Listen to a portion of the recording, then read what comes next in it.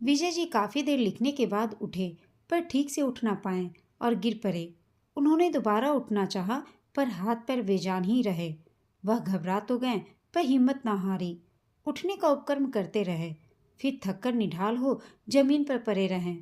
उन्होंने चिल्लाना चाहा, पर जबान ने जैसे न हिलने की कसम खा ली। तभी उन्हें याद आया कि परिवार के सारे लोग तो पिक्चर देखने गए हैं, अब तो आने ही वाले होंगे। अब उनके लिए दरवाज़ा कौन खोलेगा? बेचारे, सभी लोग बाहर ठंड में अकड़ जाएंगे। थोड़ी देर में दरवाजे की घंटी बजी। सब आ चुके थे बाहर। उन्होंने फिर उठना चाहा, पर न जाने क्या हो गया उन्हें। यह वही सोच सोच कर हैरान हो रहे थे। घंटी लगातार बजती ही जा रही थी। पत्नी तो बेटे बहुओं के साथ अकेली जाना भी नहीं चाह रही थी, पर उन्हें कुछ लेखन का काम करना था, सो जबरन ही पत्नी को भी बेटों के साथ भेज दिया था। वह तो बहुएं लायक हैं। उन्हें यह विचार ही नहीं आता कि माँ बाबूजी को उनके साथ नहीं लगना चाहिए। पर अब वह अपनी जिद को कोस रहे थे कि क्यों भेजा पत्नी को उनके साथ। बाहर से बेटे बाबूजी बाबूजी चिल्ला रहे थे। दरवाजे को पीटा जाने लगा। तभी पत्नी की दहशत भरा स्वर सुनाई दिया, मुकुल, दरवाजा तोड़ दो। शायद दोनों बेटों ने मिलकर दरवाजा तोड़ा। घर में घुसते ही बाबूजी बाबूजी की आवाजें लगनी शुरू हो गई। कमरे में बाबूजी को यूं परे देखकर तो हाहाकार मच गया। झट से दोनों बेटों ने मिलकर उन्हें पलंग पर लिटाया। उनकी पत्नी ललिता उनके तलवे मलने लगी। बहुएं झट रसोई से उनके लिए पानी और हल्दी वाला दूध ले आई। मुकेश ने पत्नी के हाथ से पानी का गिलास ले लिया और बाबूजी को हाथ के सहारे से उठाकर पिलाना चाहा, तो होठों के किनारों से पानी बाहर बह निकला। पति की यह हालत देख ललिता बिलखने लगी। मुकेश मुकुल अपनी अपनी पत्नियों को मां को संभालने की आज्ञा देकर डॉक्टर को बुलाने चल गए। डॉक्टर ने जांच करके बताया कि विजय जी को पक्षाघात हुआ है। यह सब सोचकर अचंभित रह गए कि अब क्या होगा। सबको अब अपनी दुनिया अंधेरी नजर आने लगी। डॉक्टर ने दवाइयाँ और मालिश के लिए तेल लिख दिया और कहा, संभालिए आप सब अपने आप को। यदि आप सब घबरा जाएंगे तो इन्हें कौन संभालेगा? देखिए, इनके जीवन तो कोई खतरा नहीं है, पर कब तक ठीक होंगे यह कहना मुश्किल है। सेवा कीजिए इनकी, दवा दीजिए। शायद आप सबका परिश्रम रंग लाए और विजय जी ठीक हो जाएं। और हाँ, घर का वातावरण शांत रखिए। आप सब हाहाकार मचाएंगे तो मरीज का मन कैसे शांत रहेगा? फिर तो परिवार में हर किसी की दिनचर्या ही बदल गई। फिक्र भरी सुबहें तो दोपहर व्यस्त हो गई, शामें चिंतित और रातें दुखदाई हो गई। बेटों ने कुछ दिनों की छुट्टियां ले ली, पर आखिर कब तक बैठे रहते घर में। सबकी अपनी अपनी उलझनें और परेशानियां थीं, अपने अपने कार्य थे। पर विजय जी कितने निरीह, कितने बेबस हो गए थे, यह कौन समझ सकता है? आखिर कोई भी माता पिता अपने बच्चों को परेशान नहीं करना चाहता, पर नियति के आगे किसी की कब चली है। तय यह हुआ कि अभी सुमी दीदी को खबर नहीं की जाए। इतनी दूर अमेरिका से आ तो पाएंगी नहीं, पर परेशान बहुत होंगी। बच्चों को भी सख्त हिदायत दे दी गई कि बुआ को फोन आए तो बाबूजी के बारे में उनसे कुछ ना कहा जाए। सुमी का फोन आने पर जब वह बाबूजी से बात कराने की कहती तो अलग अलग बहाने बना दिए जाते। बाबूजी सुमी से क्या बात कर पाते? वह तो जुबान भी नहीं हिला पा रहे थे। एक फिजियोथेरेपिस्ट रोज आकर बाबूजी को हल्के व्यायाम करा जाता। दोनों बेटों ने बाबूजी को नहलाने धुलाने और उनकी साफ सफाई करने के लिए एक नौकर की व्यवस्था कर ली थी। मालिश का काम कभी कभी वह नौकर तो कभी ललिता करती। डॉक्टर की नसीहत के कारण बच्चों को बाबूजी के कमरे में ज्यादा देर रुकने को मना कर दिया गया था, इसलिए बच्चे कम ही आते थे। विजय जी कमरे में अकेले परे परे ऊब गए थे। बेटे तो कामकाजी थे, सो वे घर में कम ही रहते थे। बहुएं कमरे में उनका खाना, चाय, दूध, नाश्ता आदि लेकर आती और अम्मा को पकड़ाकर चली जाती। साथ ही कहती, अम्मा जी, कुछ और जरूरत हो तो आवाज लगा दीजिएगा। फिर वे दोनों अपने अपने कामों में व्यस्त हो जाती। बाबूजी की बीमारी से काम भी तो बहुत बढ़ गया था। पहले तो उनकी मालिश बेटे करते थे, पर अब अम्मा और कभी कभी नौकर किशन कर देता था। ललिता उनसे दिन भर की बातें करती, पर बाबूजी की तरफ से कोई जवाब नहीं आ पाता। तो धीरे धीरे बोलने का नियम कम होते होते समाप्त सा हो गया। वह भी बस जरूरत भर की ही बातें करने लगी। विजय जी ने कई बार अपनी पत्नी ललिता से कहने की भी कोशिश की कि बच्चों को कमरे में खेलने दिया करो, कुछ तो मन लगे, पर गुंगों का अस्पष्ट स्वर ही निकल पाता। ललिता पूछती ही रह जाती कि क्या कहना चाह रहे हो, पर स्वतः उनकी बात समझने में असफल ही रहती। विजय जी बहुत बेबस हो जाते। दोनों बेटे भी सुबह शाम उनके पास बैठे जाते, पर आखिर कब तक। बाद में तो ऑफिस से आकर हाल चाल पूछकर अपने अपने कमरों में घुस जाते या बाहर आंगन में सब साथ बैठकर बतियाते। बहुएं भी वही बैठकर कुछ न कुछ करती और बच्चों यूं खेलते रहते फिर पढ़ते। पर बाबूजी के कमरे में जाने की उनकी मनाही थी। ललिता भी अब बाबूजी का काम निपटाकर बहू बेटों के साथ बाहर आंगन में बैठने लगी। अब बाबूजी ज्यादातर दिन भर अकेले ही पड़े रहने लगे। कभी कभी 3-4 दोस्त साथ आ जाते तो उनकी गप्पें शुरू हो जाती। बाबूजी का उनकी बातें ही सुनकर वक्त कट जाता, पर कभी कभी उनकी बातें सुनकर परेशान भी होने लगते। एक दिन गुप्ता जी कहने लगे, वैसे यह रोग है बड़ा जानलेवा, जल्दी ठीक ही नहीं होता। मेरे सारू भाई के बड़े भाई साहब को हुआ तो 10 साल बिस्तर पर ही पड़े रहे, हिलडुल भी नहीं पा रहे थे, बड़े कष्ट झेले। चोपड़ा साहब ने कहा, हाँ ठीक ही कहते हो, कई साल पहले मेरे सगे फूफा जी इसी बीमारी को 11 साल झेलकर गुजर गए। बेचारी बुआ बहुत परेशान रहा करती, पैसों की काफी तंगी हो गई थी उन्हें, सब रिश्तेदारों के आगे हाथ फैलाया करती थी। शुरू में तो सबने मदद की, पर धीरे धीरे सबने हाथ खींच लिया। विजय जी सत्ते में आ गए, तो क्या इतनी वेदना से वह गुजरेंगे और उनके परिवार के लोग? अगर इतने साल बिस्तर पे परे परे गुजारने पड़े तो कैसे गुजारेंगे ये पहाड़ सा जीवन। बस बाबूजी बेचारगी में छत को देखते रहते और दूर से आती आवाजें सुनते। एक दिन किशन ने उनके दोस्तों की बातें सुन ली। वह उस समय बाबूजी की मालिश कर रहा था। कई दोस्त तो उन्हें खूब तसल्ली देते, परंतु कुछ एक ऐसे खर दिमाग होते कि क्या क्या बात करनी चाहिए इसकी समझ नहीं रखते। तो किशन ने महसूस किया कि इन दिल बैठा देने वाली बातों को सुनकर बाबूजी का रंग उड़ गया है। उसने बाद में सारी बात जो कि त्यों मुकुल और मुकेश को सुना दी। घर के सारे लोग बहुत खफा हुए कि हम सब तो यहाँ सेवा कर कर के बेदम हो रहे हैं और बाबूजी के दोस्तों की कृपा रही तो वह कभी भी स्वस्थ नहीं हो पाएंगे।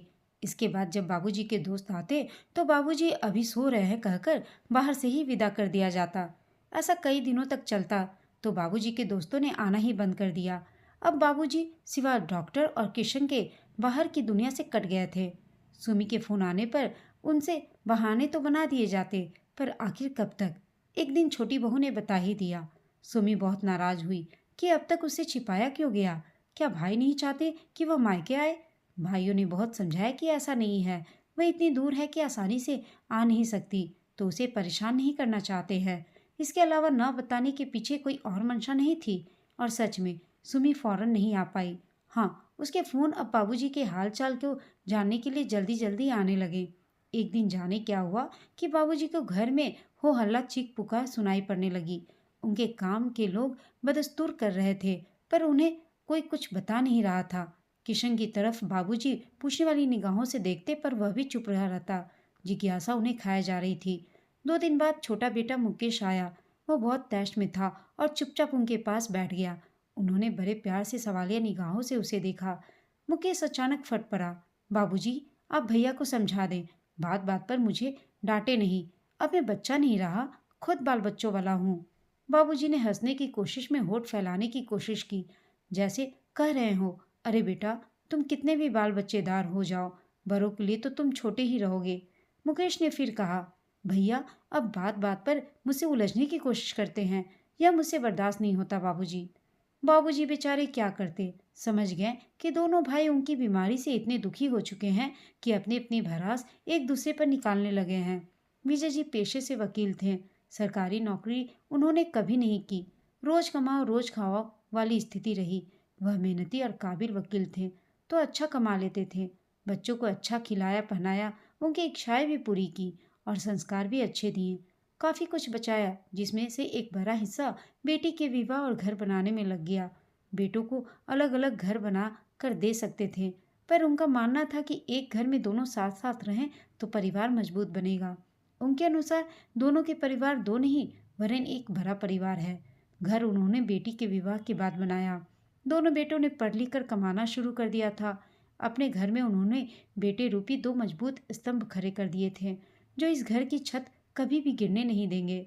बहुएं भी उन्होंने अपनी पसंद की चुनी थी, मध्यम वर्ग की संस्कारी लड़कियां जो अब तक उनकी कसौटी पर खरी उतरी थी। करुणा और ऋतु मिलजुल कर रहती थी, काम भी मिलजुल कर करती। कभी कोई कटुता दोनों के बीच आई हो ऐसा कभी नहीं लगा। अगर कोई चिल्लिपी रही तो घर में तो वह घर के बच्चों के मासूम झगड़े ही थे। अपना परिवार उनका ऐसा किला था जिसको कोई भेद नहीं सकता था। बड़ा सुखद जीवन चल रहा था कि अचानक इसमें पक्षाघात रूपी बवंडर आ गया। आज अपने इस बेटे के उखड़े हुए रूप को देखकर वह दहल गए कि कहीं यह बवंडर उनके घर को तिनके तिनके कर न दे और उड़ा कर न ले जाए। पर एक विश्वास था कि उन्हें उनके द्वारा निर्माण किए हुए ये दो मजबूत स्तंभ ऐसा नहीं होने देंगे। पर अब डर तो बना ही रहेगा। ऐसे में एक दिन खबर आई कि सुमी अपने पति और बच्चों के सहित आ रही है। एक निरस्ता भरे वातावरण में उल्लास की लहर दौड़ गई। वह बाबूजी की बीमारी के 2.5 वर्ष बाद आ पा रही थी। सुमी आई। वह और उसके दोनों बेटे बाबूजी के पास बैठते, वहां ताश, लूडो और तरह तरह के खेल खेलते और अपने मामा के बच्चों को भी अपने साथ खेलने को उकसाते। मुकुल मुकेश के बच्चे बड़े असमंजस में पड़ गए कि क्या वे भी बाबा जी के कमरे में खेल सकते थे। इन दोनों को कोई क्यों नहीं मना करता कि बाबूजी के पास जाने को। वह पर रिश्ता ही ऐसा था कि उन पर किसी भी प्रकार का बंधन नहीं डाला जा सकता। सुमी के जोर देने पर मुकुल और मुकेश ने भी अपने बच्चों को बाबूजी के पास हुड़दंग मचाने की अनुमति दे दी। क्या पता ऐसे ही कुछ फायदा हो जाए। अभी तक तो पहले जैसी ही स्थिति है बाबूजी की। यह परिवर्तन बाबूजी के लिए सुखद था। अब तक सुमी कहाँ थी। अब उनका मन लगने लगा। धीरे धीरे उनमें जीने की इच्छा जगने लगी। गोगों का स्वर धीरे धीरे अस्फुट शब्दों में परिवर्तित होने लगा। उंगलियों में हरकत होने लगी। सभी तो खुश लग रहे थे इस सुधार से। सुमी के वापस जाने का समय नजदीक आ रहा था। एक दिन जब सुमी और बच्चे बाबूजी के पास बैठे थे कि मुकुल व मुकेश अपनी अपनी पत्नियों के साथ आ गए। बच्चों को बाहर भेज दिया गया। बाबूजी का दिल बैठने लगा। ऐसी क्या बात है जो बच्चों के सामने नहीं हो सकती। बड़े बेटे मुकुल ने अटकते हुए कहना शुरू किया, बाबूजी, हमें आपको कुछ बताना है। सुमी बोली, क्या बात है मुकुल? मुकुल बोला, दीदी, यह बड़ी अच्छी बात है कि आपके आने से बाबूजी की स्थिति में सुधार आ रहा है। पर हाँ, पर क्या? आगे बोलो, सुमी ने कहा। मुकुल आगे बोलते हुए बोला, दीदी, बाबूजी की बीमारी के कारण अब हम दोनों की स्थिति ठीक नहीं है। वह आगे कुछ कहता कि सुमी ने आंखें तरेरी और चुप रहने का इशारा किया। पर दोनों भाई तो ठान कर आए थे, सो चुप कैसे रहते। बाबूजी, मुकेश आपकी बीमारी का कुछ भी खर्चा उठाने को तैयार नहीं। अभी तक मैं अकेला ही सब खर्चे का बोझ उठा रहा हूँ। मुकेश, जो अब तक चुप था, बोला, बाबूजी, आप तो जानते ही हैं कि मेरी इसके इतनी तनख्वाह नहीं है। तो मैं क्या करूं अगर आपकी तनख्वाह कम है? मुकुल बोला, आखिर मुझे भी तो अपने परिवार के भविष्य का ख्याल रखना है। तुम्हारा अपना परिवार? लेकिन मैं तो समझती थी कि यह पूरा परिवार एक ही है। सुमी ने बीच में बोला, नहीं है क्या यह पूरा परिवार एक? दीदी, किस जमाने की बात कर रही हैं आप? अब वह जमाना नहीं कि सब एक साथ हंसी खुशी रहते थे। देखना, कुछ सालों बाद आपका यह लाडला मुझसे अपना हिस्सा मांगेगा, तो जो कल होना है वह आज अम्मा बाबूजी के सामने क्यों न हो जाए। कुछ तो शर्म करो तुम दोनों। बाबूजी को ठीक तो होने दो। बेशर्मी करने से पहले। सुमी ने रपटा, और अब तो बाबूजी ठीक भी हो रहे हैं। कुछ दिन और सह लो, फिर बंटवारे की जरूरत ही नहीं रहेगी। बाबूजी स्वस्थ हो जाएं तो वह भी कुछ न कुछ कर लेंगे। नहीं दीदी, आप नहीं समझ रही हैं। बात खर्चे की नहीं है, नीयत की है। मुकेश की नीयत ठीक नहीं। मुकुल बोल पड़ा, सोच समझ कर बोलिए भैया, मेरी नीयत में कोई खोट नहीं है। यह कहिए कि आप ही निभाना नहीं चाहते। मुकेश ने बात काटी। दोनों एक दूसरे को खूनी नजरों से घूर रहे थे। चुप रहो दोनों, बाबूजी को ठीक होने दो, फिर कर लेना जो दिल में आए। देखिए दीदी, आप बाबूजी की बीमारी के बारे में जानने के बाद 1 वर्ष के बाद आप आई हैं। अब बुलाने पर तो आप आएंगी नहीं। यह बात आपके सामने हो तो बेहतर होगा, वरना बाद में आपने कुछ आपत्ति उठाई तो। मुकेश बोला। मुकेश, सुमी चीखी, मैं तुम दोनों की तरह बेशर्म नहीं हूँ जो ऐसी बातें करूँगी। और सुन लो, मुझे अपने अम्मा बाबूजी की खुशी के अलावा कुछ नहीं चाहिए। और हाँ, बंटवारे के बाद अम्मा बाबूजी कहाँ रहेंगे बताओ तो जरा। क्यों? मुकेश के पास? वही अम्मा का लाडला छोटा बेटा है। मुकुल ने झट से कहा। मेरे पास क्यों भैया? आप बड़े हैं, आपकी जिम्मेदारी है। मुकेश ने भी नाले पे दहला मारा। विजय जी की आंखों की कोरों से 2 बूंद आंसू लुढ़क गए। उनके दोनों स्तंभ बड़े कमजोर निकले। उनका अभेद किला आज ध्वस्त हो गया था। जाने कब से अंदर ही अंदर यह ज्वालामुखी धधक रहा था। ललिता ने भी कुछ भनक नहीं लगने दी। अंदर का ज्वालामुखी मन में दबाए मेरे आगे हमेशा हंसती रही। उनकी नजरें अपनी पत्नी ललिता को खोजने लगीं। वह उन्हें दरवाजे की ओट में से भीतर झांकती दिखी, बेहद डरी सहमी हुई। दोनों बहुएं भी वहीं थी। शायद वह भी यह सब चाहती थी, पर उनके चेहरों पर ऐसा कुछ भी नहीं था। उनकी निगाहें झुकी हुई थी, चुप थी दोनों। सुमी फिर दहाड़ी, इतना सब कुछ तय कर लिया अपने आप, यह भी बताओ बंटवारा कैसे करना है? यह भी तो सोच लिया होगा तुम दोनों ने। आखिर बाबूजी तो लाचार हैं, कुछ बोल नहीं सकेंगे तो। इतना बड़ा घर है दीदी, बीच से एक दीवार डाल देंगे जो आंगन को भी बराबर बराबर बांट दे। रसोई काफी बड़ी है, आंगन के बीचों बीच, उसमें भी दीवार डाल देंगे, मुकुल ने कहा। और अम्मा बाबूजी के बारे में भी तुम दोनों ने सोच ही लिया होगा, उनका क्या होगा? क्या सोचा है? सुमी का चेहरा लाल हो रहा था यह सब पूछते पूछते। दीदी, आप अमेरिका में रहकर ऐसी नादानी भरी बातें करेंगी, आपसे ऐसी उम्मीद नहीं थी। वहाँ बूढ़ी और अपाहिज माता पिता का क्या करते हैं, यह आपसे बेहतर कोई क्या जानेगा? मुकुल फुसफुसाया, जो सबने सुन लिया। हाँ, भैया ठीक कह रहे हैं। आजकल यहाँ भारत में भी ऐसा इंतजाम है। यहाँ भी कई वृद्धाश्रम खुल गए हैं। मुकेश ने कहा तो सुमी को लगा कि दोनों भाई कम से कम इस बारे में एकमत थे। दोनों अपना फैसला सुनाकर बाहर चल दिए। अम्मा दरवाजे के पास घुटनों में सिर देकर बैठ गई, सिसकते हुए अपने दिवंगत सास ससुर को याद करने लगी। अब कहाँ हो अम्मा बाबूजी? हम तो एक बेटे एक बेटी में खुश थे। आप ही को 2 पोते चाहिए थे। अगर एक ही होता तो आज यह नौबत न आती। सुमी दोनों हथेलियों में सिर थामे निर्जीव सी कुर्सी पर ढह गई। जीजाजी, जो अब तक चुप थे, चुपने न रहने पर अपनी भलाई समझी। कहीं यह न हो कि दोनों सालों को डांटे तो वह यह न कह दे कि जीजाजी आपको क्या कमी है, आप क्यों नहीं ले जाते अपने साथ? विजय जी बेबस परेशान अपने दिए संस्कारों में गलतियां खोज रहे थे। जिस भरोसे से उन्होंने अपने अटूट परिवार की नींव डाली थी, वह भरोसा ही खंड खंड हो गया था। सब कुछ तो उनके तय किए हुए खागे पर चल रहा था। शायद ऐसे ही चलता रहता अगर उन पर इस पक्षाघात का कहर न टूट पड़ता।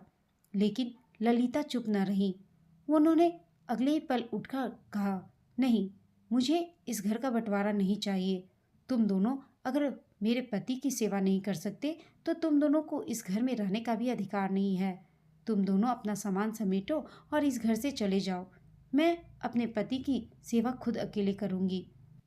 सुमी ने भी अपनी माँ के इस फैसले में उसका साथ दिया।